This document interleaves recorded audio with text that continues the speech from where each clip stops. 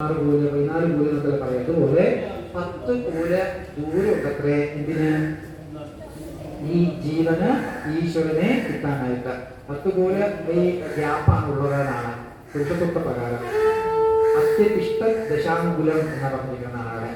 പക്ഷെ ഇവിടെ ഭഗവാനെ കയറി കൊണ്ട് തെറ്റാൻ പോകുന്ന സമയത്ത് എന്തില്ലായിരുന്നു? 2 കോല് കുറവാണ്, 2 വിരൽ കുറവാണ്. അതെന്താ പറയുന്നത്? അത്രയും ശ്രേഷ്ഠത്വമുണ്ട് അമ്മമാർക്ക്, മാതൃഭാവത്തിന്. ഇത് അറിയാത്ത കൊണ്ടാണ് ന്യൂ ജൻ പിള്ളേർ എന്താ മതിയെന്നറിയോ? കല്യാണം കഴിച്ചാൽ മതി എന്നാൽ ഞാൻ കുട്ടികൾ വേണ്ട അല്ലേ? ഈ മാതൃഭാവത്തിന്റെ മഹത്വം അറിയാത്തത് കൊണ്ടാണ്. ചൈനക്കാർ പോലും ഉണ്ടാക്കിയെന്നറിയപ്പോ പണ്ട് ഒരു കുട്ടി മതിയെന്ന് മാത്രമായിരുന്നു. ഇപ്പൊ അതല്ല, ഇപ്പൊ 3 കുട്ടികളാകാനുള്ള നിയമം കൊണ്ടുവന്നിട്ട്. കാരണം എന്താണ്? ഒരു കുട്ടികളായെന്ന് വെച്ചാൽ ഈ കുട്ടികൾക്ക് വിഷാദ രോഗം കൂടാനായിട്ട് ധാരാളം അവസരം ഉള്ളതാണ്. പണ്ട് 3 4 പിള്ളേരുണ്ടെങ്കിൽ എന്താണ്? പരസ്പരം അടിച്ചു വളർന്നുകൊണ്ട് എന്തിനൊക്കെ ബലം ഉണ്ടാവുന്നുള്ളതാണ്. ഇപ്പൊ എന്താണ്? ഒന്നേ ഉള്ളൂ അല്ലേ? അതിനെ കൊണ്ട് വളർത്ത് അതിനെ മുകളിൽ കിട്ടിയിട്ട് അവസാനം എന്ത് ചെയ്യും? അതേ ഞങ്ങള് വീഴുന്ന രീതിയിലാണ്. ഇപ്പൊ ചൈനക്കാരെന്ത് ചെയ്തു എന്ന് വിചാരിച്ച് പിന്നെ 2 കുട്ടികളായി ഇപ്പൊ 3 കുട്ടികൾ വരെ ആവാം എന്നുള്ള സങ്കല്പമുണ്ട്. കാരണം എന്താ വെച്ചാൽ ഒരു ഭാഗം മുഴുവനിപ്പോ കുറെ വർഷങ്ങൾ കഴിഞ്ഞാൽ ആ ജനങ്ങൾ മുഴുവൻ ഇല്ലാതാകും അവിടെ ഇങ്ങനെ നിയമം കൊണ്ടുവന്ന് വെച്ചാൽ. അപ്പൊ അവർക്ക് ബുദ്ധി ഉദിച്ചു, നമുക്ക് ഇപ്പോഴും ബുദ്ധി ഉദിച്ചിട്ടില്ല അല്ലേ? നമ്മള് ആ കുഞ്ഞിനായ കണ്ടാ പറയണ കല്യാണം കഴിക്കാൻ വരും, പക്ഷെ എന്തില്ല, പ്രസവിക്കാൻ വയ്യാന്ന്. അപ്പൊ ഈ മാതൃഭാവത്തിന്റെ മഹത്വം അറിയാത്തത് കൊണ്ടാണ് എന്ത് ചെയ്യുന്നത്? ഇവരിങ്ങനെ പറയുന്നത്. അപ്പൊ മാതൃഭാവം ഉള്ളത് കൊണ്ട് നമുക്ക് എത്ര കുറയ്ക്കാം? 8 അങ്കുലം ഭഗവാൻ എത്താനായിട്ട് കുറയ്ക്കാന്ന് പറയുന്നത്. 2 അങ്കുലത്തിന്റെ കുറവാണ് അവിടെ കണ്ടത്. കയറ് കൊണ്ട് കെട്ടാതിരിക്കണോ? പക്ഷെ 2 അങ്കുലത്തിന്റെ കുറവ്. എന്താണ് ഈ 2 അങ്കുലത്തിന്റെ കുറവ്? അഹമ്മമാഭിമാനോത്തെ കപിലാലയത്തിൽ പറയുന്നതായില്ലേ, ഇത് എന്റെ വൃത്തിയാണ്, ഞാൻ കെട്ടാൻ കഴിയും എന്നുള്ള ഈ 2 ഭാവം കൊണ്ടാണ് കെട്ടാൻ പറ്റാതിരുന്നതാണ്. കയറ് കൊണ്ട് വരുന്നുണ്ട്, വീണ്ടും 2 അങ്കുലം കുറവാണ്. കയറ് കൊണ്ട് വരുന്നുണ്ട്, 2 അങ്കുലം കുറവാണ്. അവസാന ഭഗവാൻ വിചാരിച്ചു ഒരു ലീല പുതിയൊരു നമുക്ക് ഉണ്ടാക്കുന്ന ഉദ്ദേശത്തില് നേരെ അംഗീകരിച്ചു കൊടുത്തു എന്നാണ് അങ്ങനെ കെട്ടിയത്. ഐശ്വര്യ പറഞ്ഞു അവിടെ ഇരിക്കവിടെ അച്ഛൻ വരുന്നത് ഇത്രയും വികൃതിയോ പിള്ളേർക്ക് എന്ന് പറഞ്ഞ് അവിടെ എത്തിയതാണ്. ഗൃഹത്യങ്ങൾ ചെയ്യാനായിട്ട് നേരെ എന്ത് ചെയ്തു? യശോദാവ് പോയി എന്നാണ്. കളിക്കാനുള്ള പിള്ളേർക്ക് പറയുന്ന അയ്യോ കൃഷ്ണ നമ്മളൊന്നും എന്ത് ചെയ്യും, കളിയിട്ട് മുടങ്ങില്ലേന്നായി. ഭഗവാൻ പറഞ്ഞേ അങ്ങനെ നമ്മളെ നടക്കൂല എന്ന് പറഞ്ഞ് ആ ഒരലിനാണ് കെട്ടിയിട്ടത്. ഒരലി എന്നൊക്കെ പറഞ്ഞ് നമ്മളിപ്പോ ഫോട്ടോ കൊടുത്ത് വെക്കണം കേട്ടോ. ഇനിയിപ്പോ അടുത്ത തലമുറ ഒന്നും കാണില്ല. സംഭവം 15 മീറ്റർ കയറുകൊണ്ടേ ആ ഫോട്ടോ കൊടുത്ത് വെച്ചാൽ കാണിച്ചു കൊടുക്കാം. ഇന്നതാണ് ഒരല്, ഇന്നതാണ് അങ്ങനെ ചെല്ല് ആട്ട് കെട്ടി എന്നൊക്കെ പറഞ്ഞിട്ടാ. അതൊക്കെ നമ്മൾ നഷ്ടമായി പോയല്ലോ. അപ്പൊ എന്താന്ന് വെച്ചാൽ ഈ ഒരലിനെ ഭഗവാൻ എന്ത് ചെയ്യുന്നറിയോ? പതുക്കെ എടുത്ത് പിന്നാലുള്ള കുട്ടികളോട് പറഞ്ഞത് ഇങ്ങനത്തെ സാധനത്തിന് ഇങ്ങനെ ഇപ്പൊ കണ്ടി പോലെ ഇല്ലേ? ഭഗവാൻ 4 കാലില്ലേ? അതിനൊക്കെ എന്തായി? ഞാൻ ആനയാണ്, നിങ്ങൾ ആന പാപ്പാനാണെന്നായി അല്ലേ? ധാരാളം ആനപ്പാപ്പന്മാരും ആടിയാണ്. അങ്ങനെ ആ ഒരലും വലിച്ചു പോയി എന്നാണ്. വയറ് കൊണ്ട് കയറിൽ കിട്ടിയപ്പോഴാണ് ഭഗവാൻ വേറൊരു പേര് കിട്ടിയത്. എന്ത് പേര്? ദാമോദരൻ. നാമം കൊണ്ട് അമ്മ വയറ്റിൽ കിട്ടിയ സമയത്താണ് ദാമോദരനായ കൃഷ്ണ എന്നൊക്കെ പറഞ്ഞിട്ട് കവികൾ പറയുന്നത്.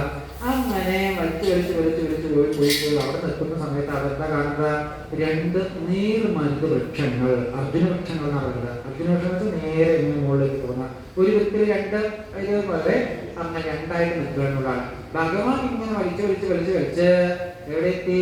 ഈ 2 മരത്തിന്റെ ഇടയിൽ കൂടി ഭഗവാൻ അപ്പുറത്ത് കിടന്നു. ഈ ഉരൽ എവിടെ നിന്നു? ഒരല് മരത്തിന്റെ അപ്പുറത്ത് നിന്നു. ഭഗവാൻ ഇപ്പുറത്ത് കിടന്നു, ഒരു സാധനം. അപ്പൊ എന്ത് ചെയ്തു? ആന ഇടഞ്ഞു ഓടിക്കോ എന്ന് പറഞ്ഞിട്ട് ഭഗവാൻ ബാലേന നിഷ്കർഷ അന്വത ഉലൂകലത്തത് ദാമോദരേണ. ആ മരം വീഴുന്ന ശബ്ദത്തിലാണ് ഞാൻ എഴുതി വെച്ചിരിക്കുന്നത്. എന്ത് ചെയ്തു? അപ്പുറത്ത് കേട്ട് ശക്തിയായിട്ട് ഒന്ന് വലിച്ചു എന്ന് പറയാം. വലിച്ചതോടുകൂടി ഈ 2 വൃക്ഷങ്ങളും കട കൊടങ്ങി വീണു എന്ന് പറയാം. വീടിനു ശേഷം ആ ശബ്ദം അവസാനത്തിൽ കേട്ടിരിക്കുക. ഈ 2 വൃക്ഷങ്ങള് അതിൽ നിന്ന് 2 ദേവസ്വരൂപങ്ങള് ആകാശത്ത് നിന്നു ഭഗവാനെ സ്തുതിക്കാൻ തുടങ്ങിയത് പറയണം.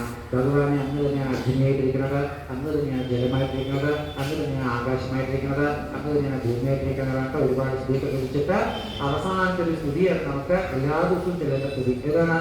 വാണീ ഗുണാനുകഥനേ ശ്രവണോ കഥായ തുടങ്ങിയ ശ്ലോകം. എന്താ അറിയോ?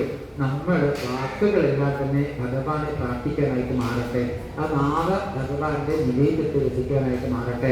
കണ്ണുകൾ ഭഗവാന്റെ സ്വരൂപത്തെ കാണാനായിട്ട് പറ്റട്ടെ. ചെവി ഭഗവാന്റെ കഥകള് കേൾക്കാനായിട്ട് മാറട്ടെ. എന്നുള്ള 10 ഇന്ദ്രിയങ്ങൾ ഭഗവാനെ ആസ്വദിക്കാനായിട്ട് പറ്റട്ടെ എന്നുള്ള ശ്ലോകമാണ് അവിടെ പറഞ്ഞു വെച്ചത്. അങ്ങനെ സ്തുതിയെല്ലാം കഴിഞ്ഞ് അവര് പോയതിന് ശേഷമാണ് ഈ മരം ഈ ശബ്ദം എവിടെ കേൾക്കുന്നത്? ഗോകുലത്തില് കേൾക്കണത് പറയണം. കുട്ടികളൊക്കെ ഓടിപ്പോയി നോക്കുന്ന യശോദാദേവി അതുപോലെ നന്ദഗോപുരപ്പടി പോയിട്ട് വന്നിരിക്കണോ? എല്ലാവരും കൂടെ നോക്കി അയ്യോ ഇത് കുട്ടിയുടെ മേറ്റ് വീഴുന്ന എന്തായിരുന്നു അവസ്ഥ എന്നൊക്കെ പറഞ്ഞു. നാളെ കുട്ടിയെ പറ്റിയിരിക്കണോ? യശോദ എന്തായി കാണിച്ചിരിക്കുന്ന കുട്ടിയെ? കുട്ടികളാകുമ്പോൾ വിരുദ്ധയെ കാണിക്കില്ലേ? അത് നീ ഒരല്ലേ പറ്റിയിരുന്നത് എന്നൊക്കെ പറഞ്ഞു. യശോദാദേവിക്കുന്നില്ല എന്ന തോന്നലൊക്കെ ഉണ്ടായി. പോയിട്ട് ആ നന്ദഗോപുരം ചെയ്തു കെട്ടടിച്ചു. പ്രാരബ്ധത്തിന്റെ കെട്ടടിക്കാനുള്ള കാരണക്കാരനാണ് ആരറിയോ? അച്ഛൻ എന്ന് പറയുന്നത്. മാതാ പിത ഗുരു ദൈവം ഇല്ലേ? കേട്ടുണ്ടാവും. അമ്മയാണ് അച്ഛനെ കാണിച്ചു കൊടുക്കേണ്ടതെന്ന്, അച്ഛനാണ് ഗുരുവിനെ കാണിച്ചു കൊടുക്കേണ്ടത്, ഗുരുവാണ് ഈശ്വരനെ കാണിച്ചിരുന്നതെന്ന്. ഇതുകൊണ്ടാണ് അമ്മ എന്താ ചെയ്യാ? എനിക്ക് പ്രായമൊക്കെ ആയിട്ടോ മര്യാദക്ക് ഒരു കുട്ടി വിളിച്ചുകൊണ്ട് വന്നോന്ന് പറയും. ഇപ്പൊ വിളിച്ചുകൊണ്ട് കാര്യമൊന്നുമില്ല അല്ലേ? മണ്ണാണെങ്കിൽ അങ്ങനെ പറയും അല്ലേ? അപ്പൊ എന്താ ചെയ്യാ? മകനെ പ്രാരബ്ധത്തിലേക്ക് വീഴ്ത്തുകയാണ് ചെയ്യുന്നതെന്നാണ്. അച്ഛൻ അങ്ങനെയല്ല, ഗുരുവിനെ കാണിച്ചിരുന്നുകൊണ്ട് പ്രാരബ്ധത്തിന്റെ കെട്ട് പഠിക്കുകയാണ് ചെയ്യുന്ന തത്വത്തെയാണ് ആചാര്യന്മാർ പറഞ്ഞു വെച്ചിരിക്കുന്നതാണ്. അങ്ങനെ എന്ത് ചെയ്തു വെച്ചാല് നേരെ എടുത്ത് ഉമ്മയെ കൊടുത്ത് ഇഷ്ടോട്ട് പോയി യശോദെ ഇങ്ങനെ ചെയ്ത് ശരിയായിരുന്നുള്ള കാര്യമൊക്കെ പറഞ്ഞതാണ്.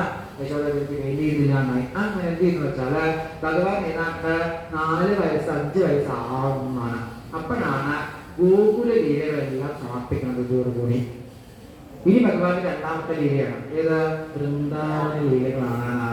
എല്ലാവരും ഒരു സമ്മേളനം കൂടി അതെ നമുക്ക് ഇവിടെ നിന്ന് മാറിയാലോ എന്നൊരു അഭിപ്രായം അവിടെ വെച്ചു. ഉപനന്ദൻ എന്ന് പറഞ്ഞിരിക്കുന്ന ആള് നമുക്ക് പൂതന വന്നു, തൃണാമത്തൻ വന്നു, ശകടാസുരൻ വന്നു അല്ലെ? ഇവരൊക്കെ അസുരന്മാരെ കുട്ടിയെ കൊല്ലാൻ വേണ്ടി മാത്രമല്ല വൃക്ഷം വീണു. 2 വൃക്ഷങ്ങള് അവിടെ വീണു. അപ്പൊ വീടിന്റെ വൃക്ഷത്തിന്റെ കാരണം എന്താ അറിയോ? അപ്പൊ ചോദിച്ചു ആരാണ് ഈ 2 വൃക്ഷങ്ങളോട് ചോദിച്ചിട്ടുണ്ട് ശുഭമഹർഷിയോട് പരീക്ഷിച്ച മഹാരാജാവ്. അപ്പൊ പറഞ്ഞു കുബേരന്റെ മക്കളായിരിക്കുന്ന നളകൂപരന്റെ മണിഗിരിവനെന്നുള്ള കാര്യം പറയുന്നതാണ്. ഇവരെന്ത് ചെയ്യുന്ന വെച്ചാല് ധനമന്ത്രിയുടെ മക്കളല്ലേ, അതുകൊണ്ട് കാശ് വീട്ടിൽ കാണാവുള്ളതുകൊണ്ട് എങ്ങനെയാണ് ചെലവഴിക്കേണ്ടതെന്ന് അറിയില്ല. ദൂർത്തന്മാരെ പിടിക്കുക. അങ്ങനെ അസ്ത്രസീനോട് കൂടിയിട്ട് വസ്ത്രമൊന്നും ഇല്ലാതെ ഗംഗാ നദിയിൽ ഇറങ്ങിയിട്ട് കുളിക്കുകയാണ് ചെയ്യുന്നത്, അല്ലെങ്കിൽ ജലക്രമം നടത്തുകയാണ് ചെയ്യുന്നത്. എതിർച്ചയ നാരദമഹർഷി വന്നു. നാരദമഹർഷി വന്നിട്ട് എന്താ കാണുന്നത്? നാളത്തെ ധനമന്ത്രിയാവാൻ ആൾക്കാർ അങ്ങനെ ദൂർത്തന്മാരായിട്ട് പോയാലോ? അതുകൊണ്ട് മഹർഷി കണ്ടുടനെ സ്ത്രീകൾ വേഗം നീച്ച് വസ്ത്രം കൊടുത്ത് മാറിപ്പോയി. പക്ഷെ അവര് മതിച്ച് മതോന്മത്തനായിട്ട് മദ്യമൊക്കെ കഴിച്ചുകൊണ്ട് ജഡീകൃതന്മാരെ പോലെ നിന്നു.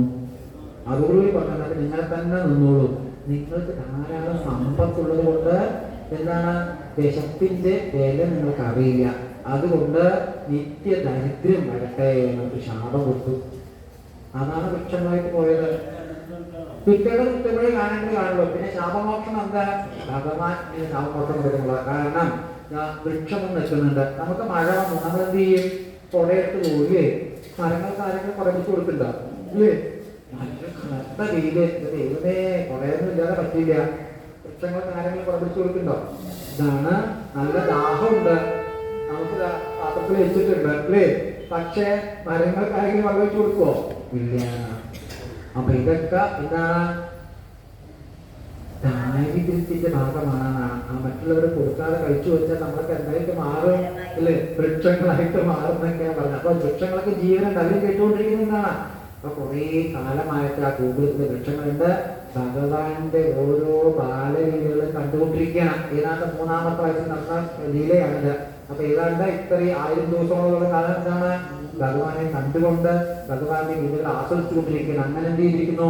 ഈ പാപത്തിൽ നിന്ന് മുക്തി നേടുകയാണ് ചെയ്തത് എന്ന് പറയണം.